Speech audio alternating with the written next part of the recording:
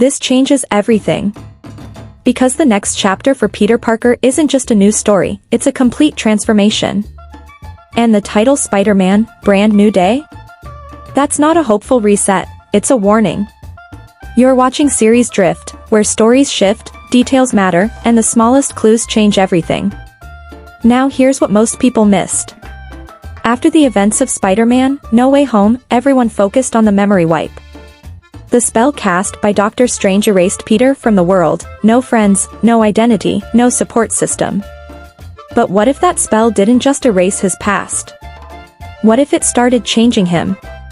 Because the footage we've seen from Brand New Day suggests something much darker. Peter isn't just alone, he's evolving. There's a moment where he wakes up inside a web cocoon. Not something he built, something his body created. And that changes everything. Because this isn't the Spider-Man we know. This is something closer to the comic's darker interpretations, where Peter begins losing control of his own biology. His mechanical web shooters? Failing. Replaced by something more natural, organic webbing produced directly from his body. That might sound like an upgrade. But it's not. It's instability. Because Peter has always relied on control, his tech, his intelligence, his discipline. Now, all of that is slipping. His powers are becoming unpredictable, stronger, but also more dangerous. He's faster, more reactive, but less precise. Less human.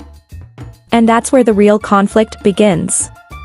Because at the same time, a new threat enters the picture, Frank Castle, also known as the Punisher. But this isn't the version we've seen before. This one is more extreme, more permanent, a full-time vigilante operating with lethal force. And that puts him directly against Peter. Because while Frank believes in ending threats permanently, Peter still believes in saving people. Even now. Even while he's changing. Which means this isn't just hero versus villain. It's ideology versus survival. Peter is trying to hold on to his moral compass, while his body is pulling him in a completely different direction. And then there's the deeper mystery. The trailer hints at a hooded figure, and something even more dangerous, a kind of mind control infection that spreads from person to person. It's subtle, almost invisible. And the only reason Peter can even track it? His new heightened senses. So now, the very thing that's turning him into something else, might be the only way to stop what's coming. But here's the part that hits the hardest. Peter is completely alone. There are scenes where he watches MJ and Ned from a distance. He practices what he wants to say, replays conversations in his head, but never actually approaches them. Because he thinks staying away keeps them safe. But in reality, it's destroying him. Without connection, without grounding, Peter isn't just isolated, he's vulnerable. The transformation accelerates.